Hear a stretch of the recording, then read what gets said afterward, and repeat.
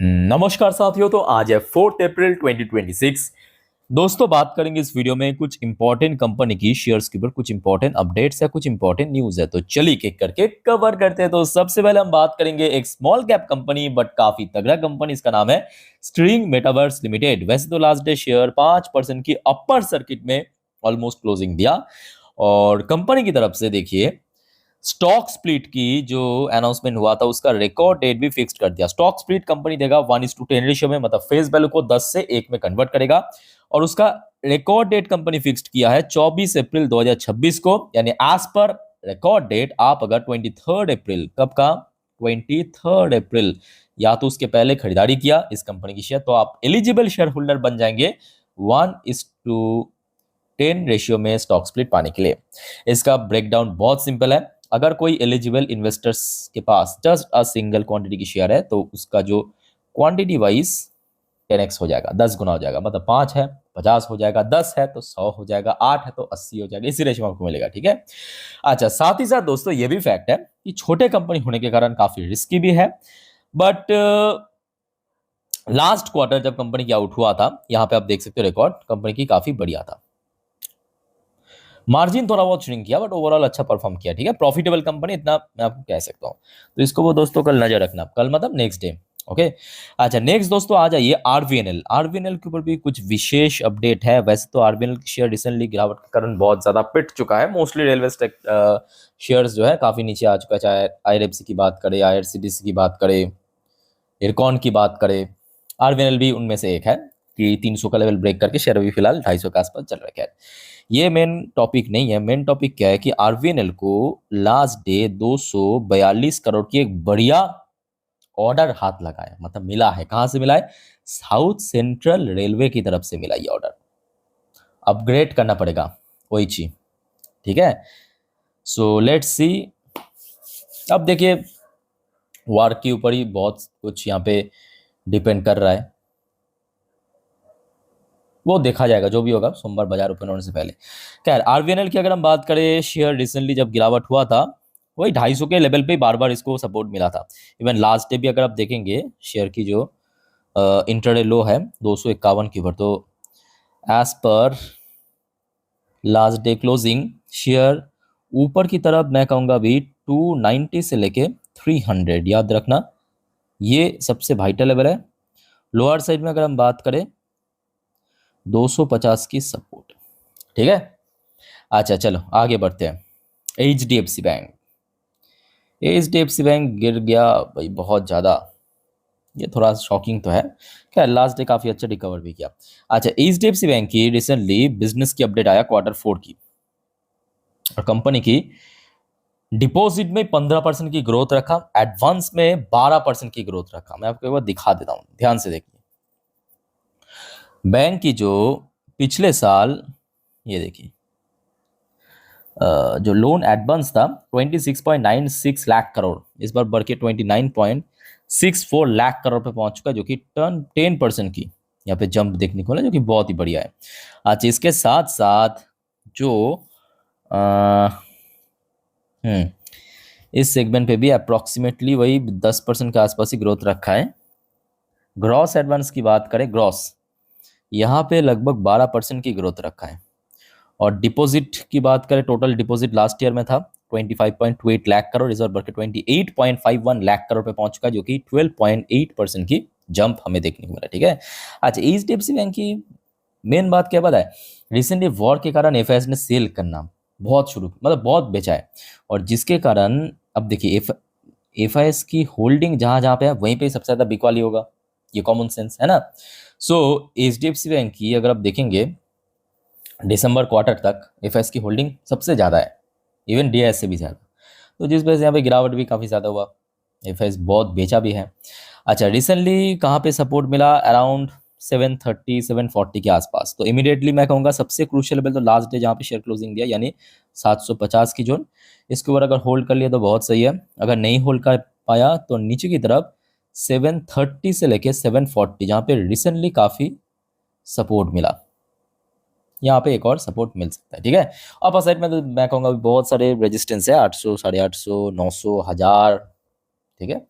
अच्छा, HDFC bank के बाद दोस्तों हम बात करेंगे IDFC first bank. IDFC first bank का भी बिजनेस की अपडेट आया Q4 की, बट इस बार आईडीएफसी फर्स्ट बैंक की जो बिजनेस की अपडेट बहुत इंपॉर्टेंट है, क्योंकि वही आपके फ्रॉड के कारण पता होगा आपको। बट मैं कहूँगा फॉर्चुनेटली बहुत सही काम किया। कंज्यूमर डिपॉजिट 17.2% ग्रो किया ईयरली बेसिस पे। मैं आपको एक बार फिगर वाइज दिखा देता हूँ, जस्ट अ मिनट। यहाँ पे स्क्रीन बहुत छोटा है, ध्यान से देखना। पिछले साल था जो कंज्यूमर डिपॉजिट 2.42 लाख करोड़, मैं आपको अंडरलाइन करके दे रहा हूँ, ठीक है। इस बार बढ़ के 2.84 लाख करोड़ पे पहुंच चुका है, जो कि 17.2% की ग्रोथ रखा। इसके अलावा जो लोन एडवांस है उस पर 20% की ईयरली बेस पे ग्रोथ रखा। पिछले साल था 2.42 लाख करोड़ से बढ़ के 2.90 लाख करोड़ पे पहुंच चुका। तो ओवरऑल बात करें अच्छा रहा। और उसके साथ साथ जो काशा रेशियो, मतलब जो current account and saving account की जो रेशियो है वो भी इंप्रूव किया है, 49.8% पे आ चुका है, जबकि लास्ट ईयर में था 46.9%, ठीक है। सो आशा रखता हूँ कि देखिए बैंक की जो आज स्थिति है, मतलब यही फ्रॉडेंटल केस के कारण आई थिंक बदल सकता है। बट अब देखिए यहाँ पे बिजनेस अपडेट देखने के बाद आप 100% ये नहीं कह सकते कि कंपनी की परफॉर्मेंस भी अच्छा होगा, ये भी फैक्ट है। वो डिपेंड करेगा और भी बहुत सारे चीज़ के ऊपर, ठीक है। तो वो तो आपको रिजल्ट आने के बाद ही पता चल जाएगा। मे बी अप्रैल की 3rd या तो 4th वीक पे आ जाना चाहिए कंपनी, मतलब जनरली आ जाता है कंपनी की रिजल्ट। अच्छा, लास्ट डे कारोबार भी अच्छा था, 2.5 करोड़ के ऊपर शेयर टोटल ट्रेड हुआ। डिलीवरेबल परसेंटेज प्रीटी डिसेंट था, 36.81% के आसपास। अच्छा, आईडीएफसी फर्स्ट बैंक के लिए इमीडिएटली, मतलब अभी शेयर जहां पे ना, यहां से मैं कहूंगा 80 के लेवल थोड़ा टफ होगा, बट सबसे पहले 70 से लेके 75 अगर एक ड्रास्टिक रिकवरी दे दिया तो ये लेवल एक अच्छा रेजिस्टेंस दे सकता है। लेट्स सी क्या होता है, ठीक है, सोमवार के दिन पता चल जाएगा। अच्छा दोस्तों, आगे बढ़ते हैं नेक्स्ट टॉपिक पे, आईपीओस की। जिम्पी वैसे तो आईपीओस मोस्टली लास्ट वीक पे ही लिस्ट हो चुका है, 2-4 बाकी है, तो वही आपके वॉर फॉर के कारण मोस्टली जीरो ही चल रहा है। चलो आगे बढ़ते हैं, इसमें कोई नया इन्फॉर्मेशन नहीं है। अच्छा, नेक्स्ट अपडेट है दोस्तों एनबीसीसी इंडिया के ऊपर, शुरुआत करेंगे। पर उसके पहले आप सभी को रिक्वेस्ट करूंगा, अगर आपको वीडियो भी तक अच्छा लगा, इन्फॉर्मेटिव लगा, प्लीज दोस्तों वीडियो को लाइक करना और प्लीज चैनल को सब्सक्राइब करके जरूर रखिएगा, ऐसी इन्फॉर्मेटिव वीडियो हमेशा हर रोज पाने के लिए। और दोस्तों, क्योंकि परसों फिर से बाजार ओपन होने जा रहा है, याद है, तो कल संडे के दिन मैं आपको मार्केट के बारे में सारे जानकारी दे दूंगा। कौन कौन सी इवेंट है, कौन कौन सी इकोनॉमिकल डेटा आउट होगा, कौन कौन सी कंपनी रिजल्ट प्रेजेंट करेगा, कौन कौन सी स्टॉक्स इंपॉर्टेंट है, और मोस्ट इंपॉर्टेंटली जितने भी जियोपॉलिटिकल डेवलपमेंट के ऊपर अपडेट आएगा, सारे अपडेट इकट्ठे करके मैं दे दूंगा, ठीक है। तो कल एक भी वीडियो मिस मत करना, सारे वीडियो फ्री ऑफ कॉस्ट है, तो प्लीज अभी चैनल को फटाफट सब्सक्राइब करके रख दीजिए। आज उसके बाद आ जाइए NBCC India limited. Last day share में एक मैसिव रिकवरी देखने को मिला, जबकि शेयर इसके पहले काफी वॉलेटाइल भी था, काफी गिर भी चुका था। अच्छा, एनबीसीसी इंडिया की तरफ से भी एक शानदार अपडेट। एनबीसीसी टारगेट 18,000 करोड़ की रेवेन्यू फाइनेंशियल 27 पे कंपनी टारगेट रखा है कि 18,000 करोड़ की टोटल फाइनेंशियल ईयर पे हम रेवेन्यू जनरेट करेंगे। आपका कहेंगे कि सर इसमें बहुत बड़ी बात क्या है, कि एक्चुअली क्या है, फाइनेंशियल 26 में जो टारगेट किया था 14,000 करोड़ की, तो इस बार बहुत ज्यादा उसको रेस कर दिया, बढ़ा दिया है, ठीक है। सो एनबीसीसी के ऊपर नजर रखना। ये भी फैक्ट है कि शेयर में गिरावट भी काफी ज्यादा हो चुका है, तो इमीडिएटली मैं कहूंगा देखिए 95, मतलब अपर साइड में जो सबसे क्रूशल 95 से लेकर 100 रुपीज के लेवल, ओके। अच्छा नेक्स्ट दोस्तों आ जाइए, एचएल के ऊपर 2 अपडेट है। Hindustan aeronautics limited, by the way एक अपडेट तो ऑलरेडी आपको मैं कल ही दे चुका हूं कि मतलब भारत की जो डिफेंस एक्सपोर्ट की डेटा आउट हुआ, इस बार हमने देखा ह्यूमंगस ग्रोथ देखने को मिला, 62% ग्रोथ, मतलब समझ पा रहे हो ना, मतलब फाइनेंशियल 25 और 6 में 62% की ग्रोथ। और याद रखना, जितने ये वॉर होगा दुनिया में, कहीं पे भी जंग चले ना, फायदा तो डिफेंस कंपनी को मिलेगा, चाहे वो प्राइवेट हो सकता है, पीएसयू हो सकता है, छोटा हो सकता है, मीडियम हो सकता है, बड़का हो सकता है, कुछ भी हो सकता है, ठीक है।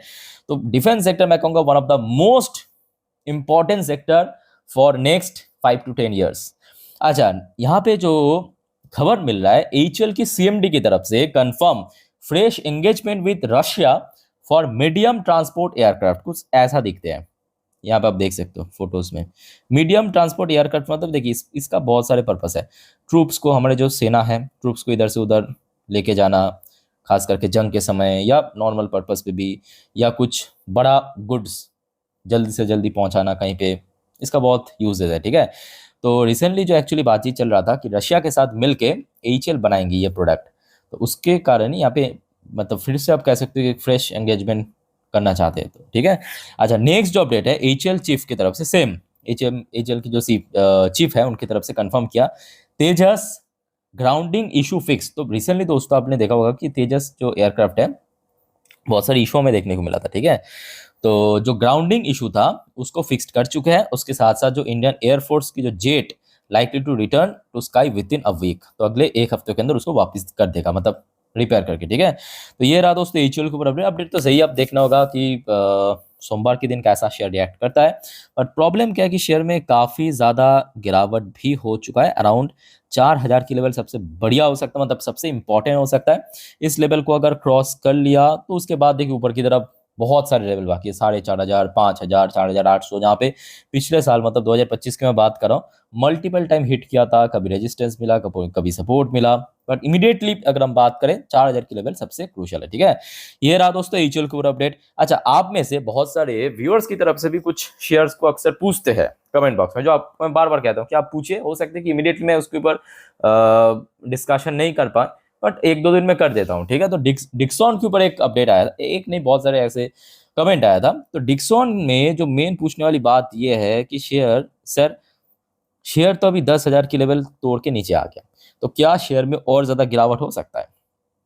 वेल देखिए, ये सवाल तो बहुत जेन्युइन है, बहुत सही है, क्योंकि अगर आप देखेंगे पिछले कुछ टाइम से डिक्सॉन में बहुत गिरावट हुआ, बट शेयर में क्लोजिंग एटलीस्ट मैं कहूंगा एक आध बार को छोड़ के 10,000 के बहुत नीचे नहीं था, बट इस बार 10,000 के काफ़ी नीचे चला गया, ठीक है। तो ऐसे में देखिए, अगर सोमवार वो डिपेंड करेगा मार्केट के मूड के ऊपर। लोअर साइड में अगर 9,500 को स्लिप नहीं करते हैं और अगर 10,000 को होल्ड कर जाते तो उसमें कोई झंझट नहीं है। बट अगर होल्ड नहीं करते हैं और 9,500 के ऊपर स्टे है, तो आई थिंक कि कोई बहुत बड़ा गिरावट की चांस नहीं है। बट इन केस अगर ध्यान से सुनना मेरी बात को, 9,500 भी ब्रेक करके शेयर नीचे चला गया तो मे भी शेयर गिर सकता है, जिसका चांस बहुत ही कम लग रहा है। इसलिए कम लग रहा है क्योंकि शेयर में ऑलरेडी काफी गिरावट हो चुकी है, एनफ करेक्शन हो चुका है शेयर में, मतलब आप समझ पा रहे हो। डिक्सॉन जैसे टॉप नॉच कंपनी इतना कंसिस्टेंट परफॉर्म करते, 45% नीचे आज की डेट में, 45%, लगभग आधा हो चुका है शेयर प्राइस, लगभग आधा, ठीक है। तो इसमें आई थिंक कि अगर सब कुछ सही चला तो रिकवर भी हो सकता है, बाकी देखना होगा कि मार्केट की मूड किस तरफ है, ठीक है। तो वीडियो अच्छा लगे तो दोस्तों वीडियो को लाइक करना, चैनल को सब्सक्राइब करना। वीडियो को वाइंड अप करता हूँ, टेक केयर, बाय बाय, जय हिंद।